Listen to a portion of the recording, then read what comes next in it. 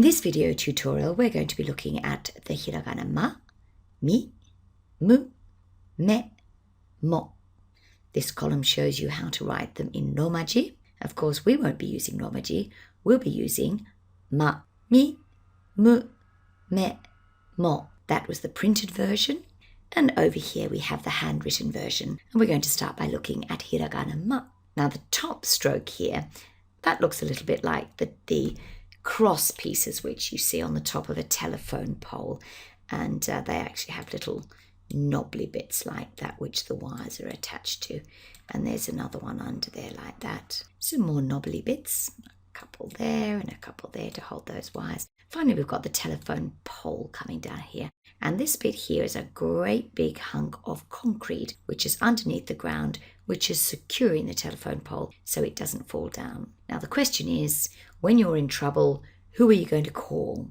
Obviously, your ma or your mum. So this is ma. It looks like a telephone pole. It reminds you of telephone. And that reminds you that the person you have to phone is your ma. It's ma for mum and ma. Here's our mnemonic. Who are you going to call? Your ma. And the stroke order is over here, just in case you've forgotten. Next we have hiragana mi. M-I, if we're using romaji. Here it is in printed form. And this is what it looks like in handwritten form. Now mi looks very much like the number 2. Can you see the number 2 there? The number 2 with a 1 crossing over. So 2, 1 or 21. Alternatively, it looks a little bit like a fancy 4. You can see the 4 here, and this just makes it look like an old-fashioned 4, the number 4. So we're going to use those 2 to help us remember by simply asking the question, who wants to be 21? And we're going to answer by saying, it's 21 for me, 21 for me, and this is me. And there's your mnemonic. Who wants to be 21? It's 21 for me, me. Don't be fooled by that M-E. When you have to write this using romaji, you actually need to use the letters M-I. But of course, the English word me happens to be spelled M-E, but it's the sound we're interested in, not the spelling. Who wants to be 21? Me. It's 21 for me. Next we have mu. M-U in romaji. That's what it looks like in printed form. And you can see the written form has a little space there, so it looks slightly different. This is mu for moo cow. So we're going to start by drawing the moo cow's horns right across the top. That's the top of her head. We now go round and loop the loop. Don't take a shortcut and simply draw a circle. That's absolutely forbidden. Down to draw her tummy, and that's her tail. And I'll explain how that works. Right, we've got her horns here. So let's just make them look a little bit more like horns. These are where her eyes would go. And you know cows have very beautiful eyelashes. So we'll give her some lovely eyelashes, great big cow eyes. Give her some nostrils there so that you can see very clearly that's the nose. Or pop some legs in so she can stand. There we go. We'll give her a nice set of udders. Well, just one udder will do. There we go. She's got an udder, and then we'll draw that nice sort of taily bit there. Now, I think anyone would agree that that's clearly mu for a moo cow. There's your mnemonic. A moo cow. Moo.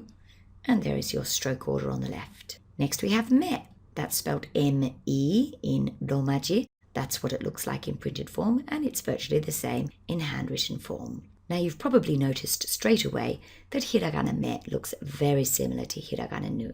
Here's hiragana me, and here's hiragana nu. Now if I can just remind you, hiragana nu was for noodles, and that was the left hand chopstick.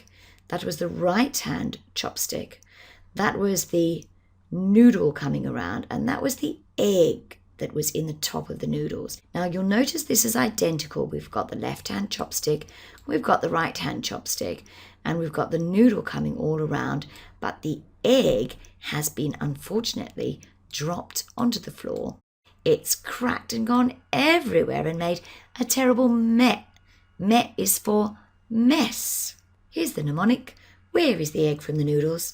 It's made a mess on the floor. That's me for mess.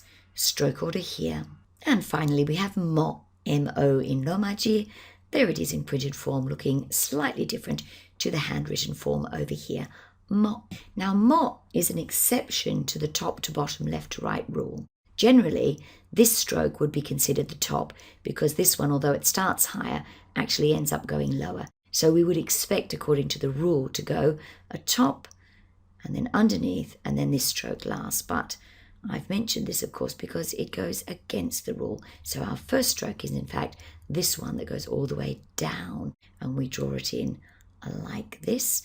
And that means, obviously, that this would be our second stroke, and this is our third stroke. Let's go back and simply look at that first stroke. It's absolutely gorgeous picture of a hook, a fish hook. And what we're going to put across here is not just one worm, but more worms. Because if you have more worms, you're going to catch more fish. So that's mo for more worms and more fish. There's our mnemonic. If you put more worms on your hook, you'll get more fish. The hook goes first, then we put the first worm, and then we put more worms. More.